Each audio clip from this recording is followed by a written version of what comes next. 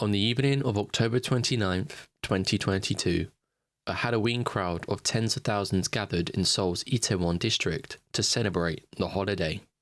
By around 10:20 p.m, a massive crowd surge in a narrow alleyway near the Hamilton Hotel turned deadly. The crush killed 159 people and injured almost 200 others. The victims were mostly young adults, Korean nationals, and foreigners, most of whom were students. This tragedy became the deadliest disaster in South Korea for decades, surpassing all previous incidents except for the 2014 Seoul ferry sinking, which killed 300 plus people. The shock of so many lives lost in a single night stunned the nation and prompted urgent questions about how such an event could occur. Itaewon is a long-time nightlife hub in Seoul's Yongsan district, historically known for its international community due to the nearby US military base. Over the years, it had evolved into a popular district of bars, clubs, and restaurants that attract both Koreans and foreign visitors. Since about 2010, Halloween celebrations in Itaewon grew in popularity, especially among young people, many of whom now flock there in costumes each year. The Halloween of 2022 was the first one in 3 years without COVID-19 restrictions, so crowds were far larger than ever before. Local reports estimated that around 100,000 people attended Itaewon that Saturday night, more than double the turnout of previous years. Many attendees arrived by subway. Seoul's Transit Authority noted that over 80,000 people exited at the Itaewon station on Halloween, compared to the 32,000 the year before. The physical layout of the party was precarious. In particular, a narrow, sloping alleyway behind the Hamilton Hotel that acted as a funnel. The alley is about 42 meters long, but only 7 meters wide at its widest point, tapering to roughly 3.6 meters at the bottom. With a steep incline leading down to the main street, it essentially formed a slope directing crowds into a tight choke point. Experts later noted that such terrain and high volume of people converging in a narrow space was inherently dangerous. Authorities had been aware of crowd and risks in Itaewon for years, but took few concrete steps to improve it.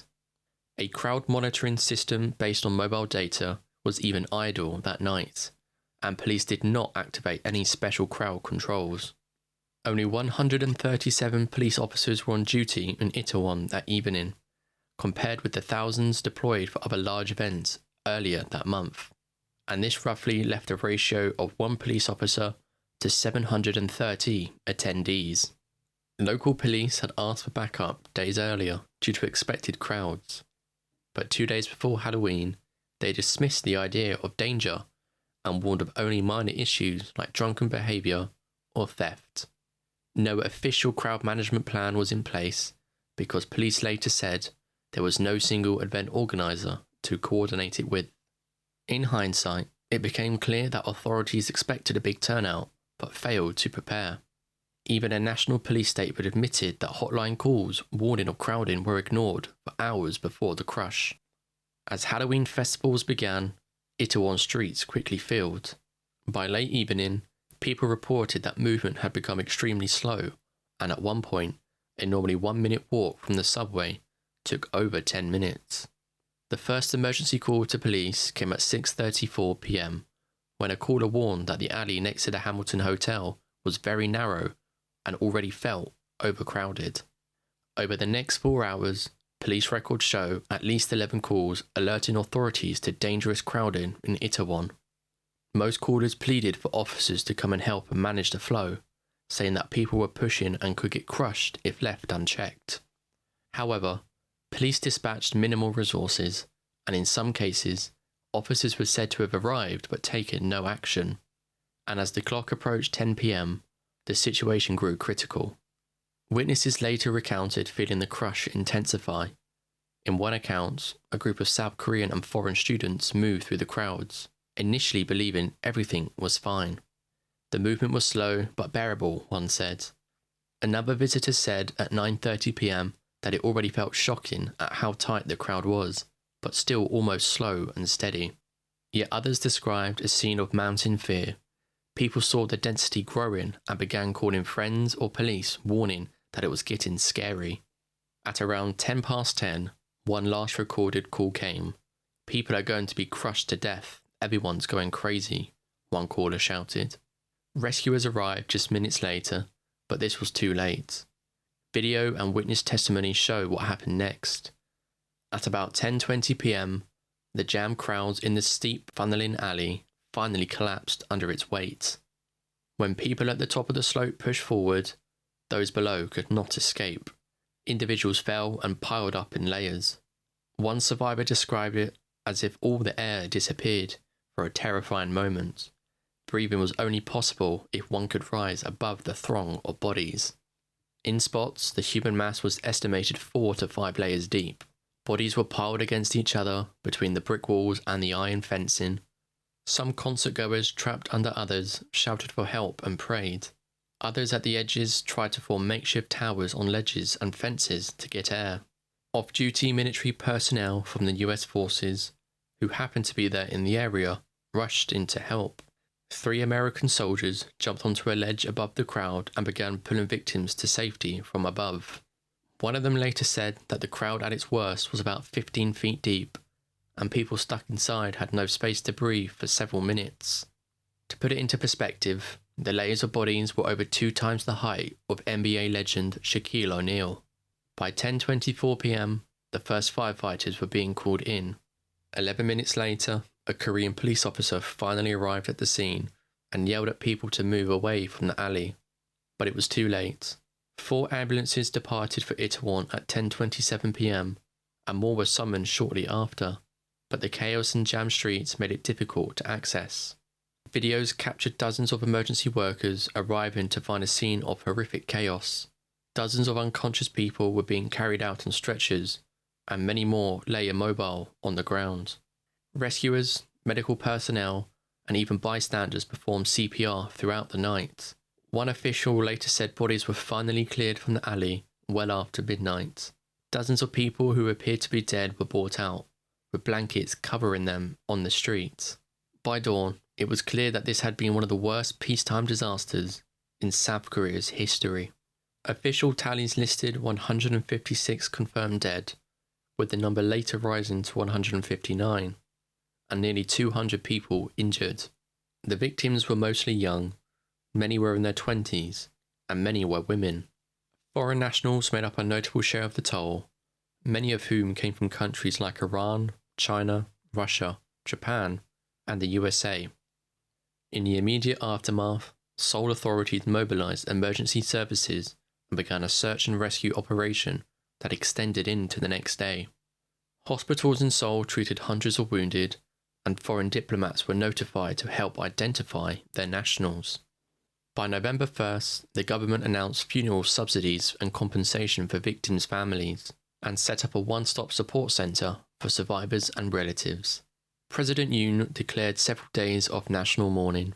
He publicly expressed remorse at a government safety review on November 7th, calling himself heartbroken and pledging to hold responsible anyone who failed to protect the people.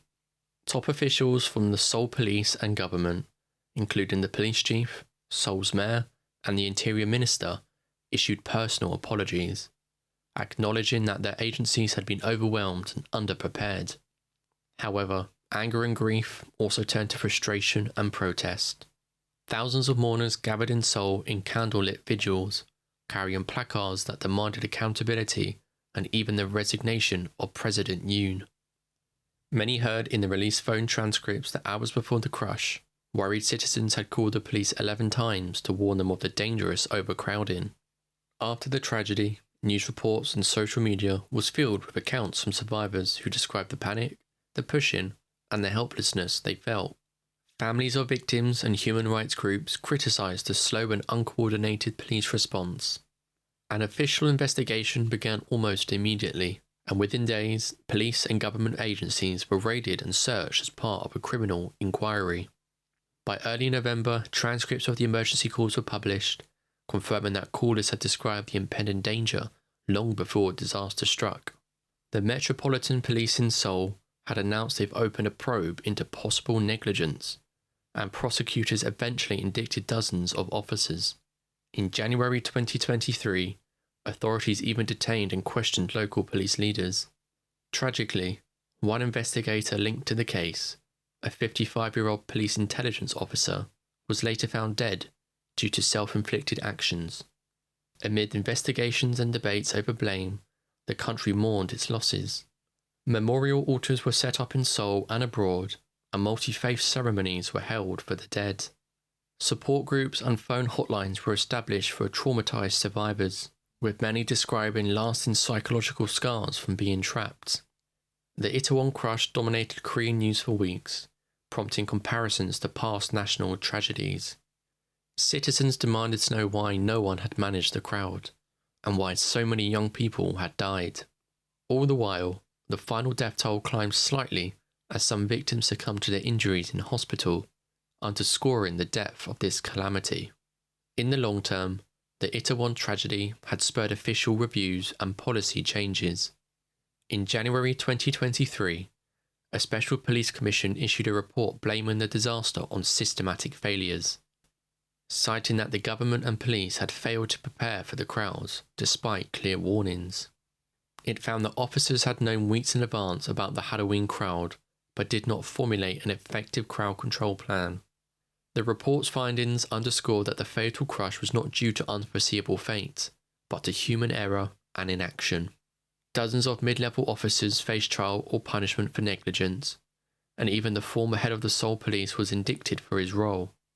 However, no senior cabinet member or governor was forced to resign. Many citizen activists and victim families saw this as a cover-up of high-level accountability. Months later, political pressure continued. Opposition lawmakers and the United Nations Human Rights Committee demanded an independent parliamentary inquiry, arguing that only the truly unbiased commission could uncover the root cause.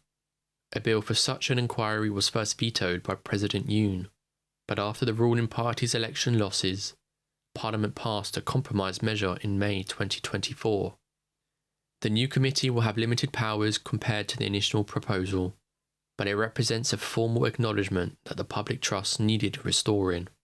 Families of victims expressed their relief that their calls for answers was finally being heard. Beyond politics, this disaster prompted South Korean society to re-examine public safety standards. Emergency response protocols have been revised to better handle mass gatherings, and police are said to be developing new crowd control management guidelines for festivals and celebrations. Commemorations of the Itaewon disaster continue.